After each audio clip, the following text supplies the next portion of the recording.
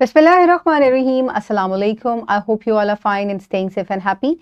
I am your history teacher, Ms. Farheen, and I welcome you all to your history class. My dear students, quickly pause your video and open your history aid books.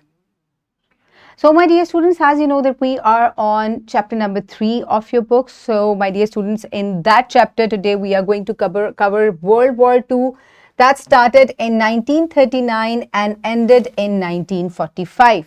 So आप देख सकते हैं कि 1914 में world war 1 लड़ी गई और बहुत ही कम अरसे के बाद वर्ल्ड वॉर 2 का आगाज हुआ। तो ये दो बड़ी जंगें अजीम जो है क्यों हुई, वर्ल्ड वॉर 1 के कॉजेस कॉन्सिक्वेंसेस जो हैं वो हम पढ़ चुके हैं। क्या ऐसी चीजें थी कि इतनी ही जल्दी दोबारा एक और इतनी बड़ी जंग इतने बड़े मैसिव रीजन्स के दरमियान जो है वो लड़ी गई, आज हम उसके बारे में डिस्कस करेंगे। So my dear students, the knowledge under discussion is describe the causes of world war 2। So my dear students, मैंने आपको पिछले जब हम वर्ल्ड वॉर 1 के बारे में पढ़ रहे थे तब भी मैंने आपको बताया था कि कोई एक ऐसे सानेहा नहीं होता जो कि इतनी बड़ी जंग को या इतने बड़े मैसिव किस्म के जो है जंग अजीम को जन्म दे या वो लड़ी जाए। इसके पीछे एक सीरीज और चेन ऑफ इवेंट्स होते हैं जो कि इतने बड़ी जो वर्ल्ड वॉर है जिसके अंदर इतने सारे रीजन्स और कंट्रीज जो है वो जंग लड़ रहे होते हैं, ये इस तरह बहुत एक किसी छोटे से स्पार्क से नहीं हो सकते। इसके पीछे एक चेन ऑफ इवेंट्स होते हैं। सो वर्ल्ड वॉर 1 के बाद बहुत सी ऐसी चीजें हुई जिसकी वजह से वर्ल्ड वॉर 2 जो है वो लड़ी गई। सो माय डियर स्टूडेंट्स, अगर इसके ओवरव्यू की बात करें तो world war 1 begin in 1939 and it ended in 1945 and this was fought between two groups. जिस तरह पहले दो ग्रुप्स थे, एक ग्रुप में बहुत सारे कंट्रीज थे, दूसरे ग्रुप में भी बहुत सारे कंट्रीज थे, एक दूसरे को सपोर्ट कर रहे थे। सो इसी तरह इसमें भी दो तरह के ग्रुप्स थे, एक एक्सेस पावर थी और दूसरी एलाइड पावर्स थी। So by the end of the war, approximately 7 million people had lost their lives and this war was even more severe than World War 1.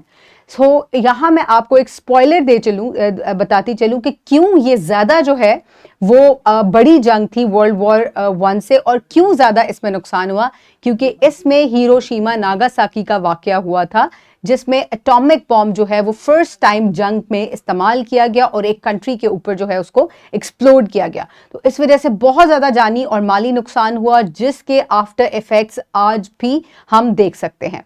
So my dear students, let's get started और हम देखते हैं कि सबसे पहले access power कौन सी थी और एलाइड पावर्स कौन सी थी। जितने भी आपको रेड कंट्रीज नजर आ रहे हैं जो कि बहुत कम कंट्रीज हैं, जिनमें से है Finland, Germany, Italy, Austria, Hungary, ये तमाम जो है, और Romania also, these were all not Romania and Austria, these were all axis powers. So axis powers में आप देख सकते हैं दे वर Germany, Italy, Japan, Hungary, Romania, yes, Romania, Hungary and Bulgaria. So अगर हम ईस्ट की तरफ जाएं तो यहाँ जापान जो है इसने भी एक्सेस पावर का साथ दिया from the eastern coast.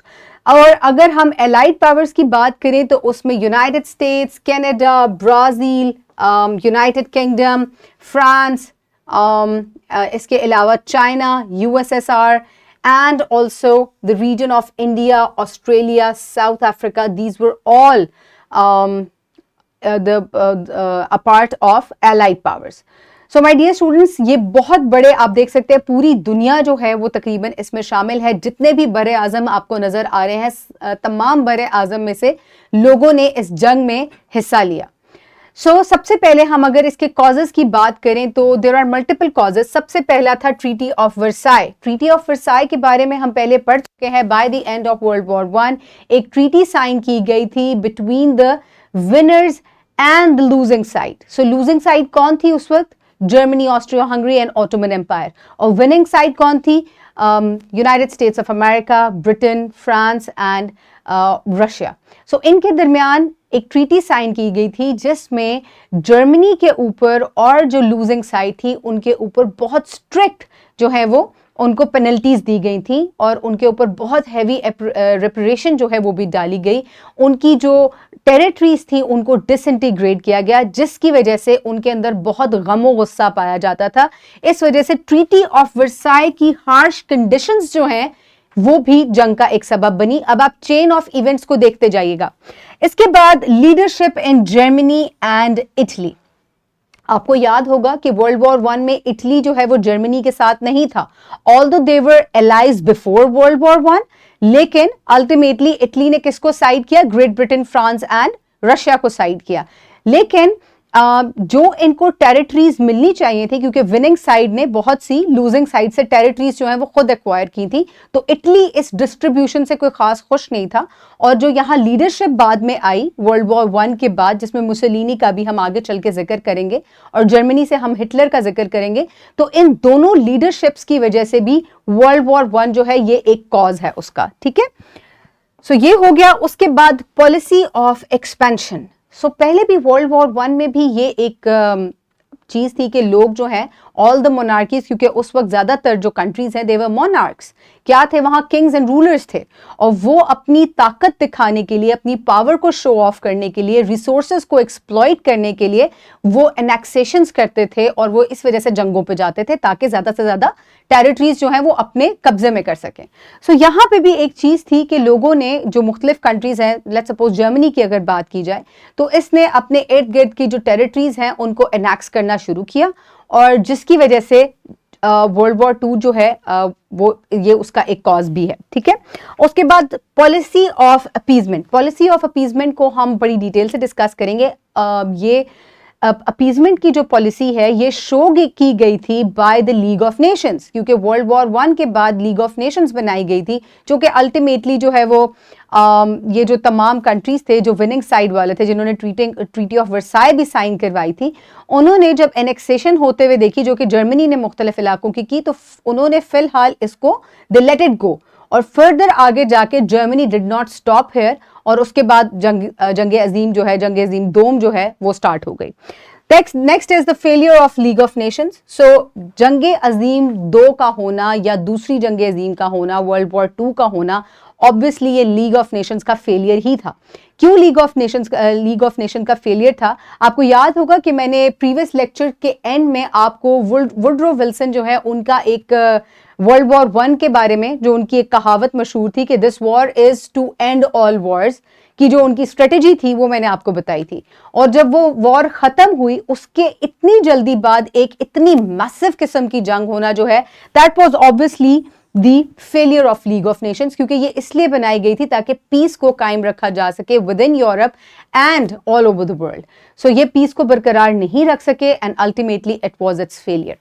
So my dear students, अब डिटेल से अगर हम डिस्कस करें ट्रीटी ऑफ वर्साई को, जो कि वर्साई पैलेस में साइन की गई थी बिटवीन द टू साइड्स, ये एक तरीके से बहुत हार्श कंडीशंस थी over Germany and the other allied powers. So they were deprived of their overseas colonies and they faced strict financial and military restrictions.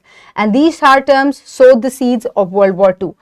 तो इनसे इनकी जितनी भी टेरिटरीज थी जो कि इनकी ओवरसीज कॉलोनीज थी, क्योंकि ब्रिटिश की उस जमाने में आपको पता है कि बहुत से यूरोपियन कंट्रीज जो हैं उन्होंने अपनी पूरी दुनिया में कॉलोनीज जो है वो बना रखी थी। ब्रिटिश की अगर हम बात करें तो कितने अरसे तक इन्होंने सब कॉन्टिनेंट के एरिया के ऊपर हुकूमत की है एज द कॉलोनी। ऑस्ट्रेलिया इनकी कॉलोनी था, अफ्रीका को इन्होंने छोटे छोटे टुकड़ों में बांटा हुआ था। तो वर्ल्ड वॉर वन के इख्तिताम पे जर्मनी और जो इसके साथी थे, जितनी भी लूजिंग साइड थी, उनसे उनकी ये टेरिटरीज जो है वो ले ली गई थी। ऑलरेडी उनके रिसोर्सेज जो है दे वर डिप्राइव्ड ऑफ देम, और फिर उनसे उनकी टेरिटरीज ले लेना, तो इस तरीके से उनके अंदर बहुत गम गुस्सा पाया गया था। और ये पहली एक चीज थी ट्रीटी ऑफ वर्साई, जो कि बिल्कुल वर्ल्ड वॉर वन के एंड पे साइन की गई थी। यहीं से they sowed the seed for world war two. So moving on towards the next part is the leadership in Germany and Italy. ये दो आपको जो पिक्चर्स नजर आ रही हैं स्क्रीन पर, the top one is of Hitler and this is Mussolini. So दोनों जो थे ये डिक्टेटर्स थे, एक जर्मनी पे हुकूमत कर रहा था हिटलर, और दूसरा मुसोलिनी था जिसने इटली के ऊपर बाद में हुकूमत की और डिक्टेटरशिप जो है उसका आगाज किया, या फाशिज्म जिसको कहते हैं उसका आगाज किया। तो बेसिकली हुआ क्या था कि जब इतनी हार्श किस्म की कंडीशंस जो है वो जर्मनी पे लगा दी गई, तो वहां पे बहुत सी ऐसी पॉलिटिकल पार्टीज थी जो कि उसकी मौजूदा वक्त की हुकूमत जो है उसके बहुत ज्यादा खिलाफ हो गई और उन्होंने कहा कि हमें बिल्कुल जो है वो सप्रेस किया जा रहा है। और इस तरह से नाजी पार्टी जो है जो जर्मनी में थी उसका जो है वो एक तरीके से उसने जोर पकड़ा और पॉपुलर होने लग गई और उसमें हिटलर जो है वो बाकायदा तौर पे एज ए लीडर जो है वो उभरा और इसकी बातों में कुछ ऐसा एक असर था कि ये लोगों को एक तरीके से अपने बातों के जाल में फंसा लेता था और उसने लोगों को इस बात का यकीन दिलवाया कि मैं अगर या नाजी पार्टी को अगर आप पावर में लेकर आते हैं तो जर्मनी के हालात जो है वो बहुत सुधर जाएंगे। दूसरी तरफ मुसोलिनी था जो कि ये भी एक डिक्टेटर था और ये फाशिस्ट पार्टी जो इटली में थी ये उसका सरबराह बना और इसने भी यही इस किस्म के वादे किए। ऑल्दो कहा जाता है कि इसके स्टैट्स एंड फिगर्स कभी भी दुरुस्त नहीं होते थे, मोस्टली दे वर रॉन्ग, लेकिन ये इस किस्म की ड्रामेटिक किस्म की बातें करता था जिसकी वजह से लोग इसकी बातों के सहर में फंस जाते थे और उनको लगता था कि अगर ये लीडर आ गया तो इटली के हालात जो है वो सुधर जाएंगे। तो इन लीडरशिप्स के आने की वजह से जो कि टोटली डिक्टेटरशिप और वायलेंस को सपोर्ट करते थे, फर्दर जाके आगे इन्होंने जंग जो है ये उसका सबब बने। सो इनके बारे में थोड़ा सा हम पढ़ते हैं। Following the world war one, Italy was awarded small Austrian territories by the allies. So मैंने आपको ये बात भी बताई क्योंकि इटली जो है वो विनिंग पावर की साइड पे था और इससे जो यानी कि प्रॉमिस्ड जो टेरिटरीज थी वो इसको नहीं दी गई। जब ऑस्ट्रिया हंगरी की एम्पायर डिसइंटीग्रेट हुई तो इटली को बहुत ही थोड़ी टेरिटरी, इटली के मुताबिक उनको जो है वो प्रॉमिस्ड टेरिटरीज या जो उनका हक था वो उनको नहीं मिला, जिसकी वजह से इनके दरमियान में बहुत जो है वो गमो गुस्सा पाया जाता था and they were unsatisfied with the gains. So this dissatisfaction led to the coup that led by the Mussolini's fascist party.